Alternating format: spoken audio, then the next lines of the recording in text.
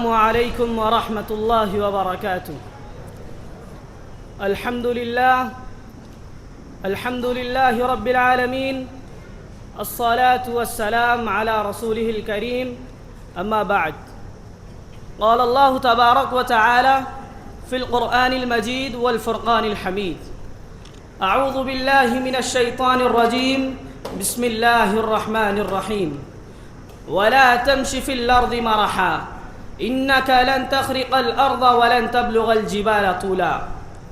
صدر اجلاس، حکم صاحبان، دینی طالب علم کے سینے میں علم کی مشع جلانے والے مشفق و مربی اساتذہ کرام، مہمانان عظام اور میرے دینی رفقا، آج کے اس سالانہ مشترکہ اجلاس میں میں جس موضوع پر لب کشائی کرنا چاہتا ہوں وہ ہے تکبر کی مذمت.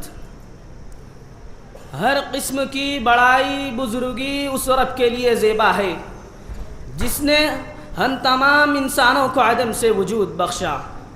اسی رب کی ایک عظیم صفت المتکبر ہے جو صرف اسی کے شایع نشان ہے. پوری کائنات میں کوئی بھی شخص اس صفت کے لائق نہیں. اس کے باوجود اگر کوئی تکبر اختیار کرتا ہے تو جہنم کے عذاب سے دوچار ہوتا ہے. حدیث قدسی میں اللہ نے فرمایا: الکبریاء ردائی والعظمت ازاری فمن نازعنی واحدا منہما قذفتہ فی النار. کہ بڑائی میری چادر ہے، عظمت میری تہبند ہے، جو کوئی ان دونوں چیزوں میں سے کسی ایک کو مجھ سے کھینچنے کی کوشش کرے گا میں اسے جہنم میں ڈال دوں گا. حاضرین گرامی، تاریخ کے صفحات اس بات پر شاہد ہیں کہ جس نے بھی تکبر کرنا چاہا وہ دنیا کے لیے عبرت کا نشانہ بن گیا. جس نے تکبر کو اختیار کیا تو ذلت و پستی اس کا مقدر بن گئی. جس نے انانیت کو اپنایا رب نے اس کی انانیت کو خاک میں ملا دیا. جیسا کہ رب کا حکم جاری ہوتا ہے: اسجدوا لآدم، فرشتوں آدم کے سامنے سجدہ کرو. تو ابلیس نے کہا: انا خیر منہ، میں اس سے بہتر ہوں. پھر فوراً رب نے اسے دھتکار کر زمین پر پھینک دیا اور کہا: فخرج انک من الصاغرین. اسی طرح قارون اپنے مال و دولت پر اتراتے پھرتا تھا تو اللہ رب العالمین نے اسے اس کے تکبر کے ساتھ زمین میں دھسا دیا. اور جب فرعون جیسا سخت انسان تکبر کرتا ہے تو رب نے اسے پانی میں ڈبو کر اپنا انجام یاد دلایا. وہ ڈالی ٹوٹ جاتی ہے ہوا کے ایک جھونکے سے، وہ ڈالی ٹوٹ جاتی ہے ہوا کے ایک جھونکے سے، جسے اپنی بلندی پر ذرا بھی ناز ہوتا ہے. اے اپنے جسموں پر اترانے والو، ذرا اپنی حقیقت سن لو.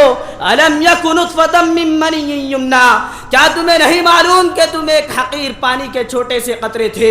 الذی خلقک فسواک فعدلک، تمہارے رب نے تمہیں صورت عطا کی، جسم عطا کیا تو اس رب کے سامنے اترانا کیسا. جبکہ قرآن کہتا ہے: ان اللہ لا یحب کل مختال فخور، بے شک اللہ تکبر کرنے والوں کو پسند نہیں کرتا.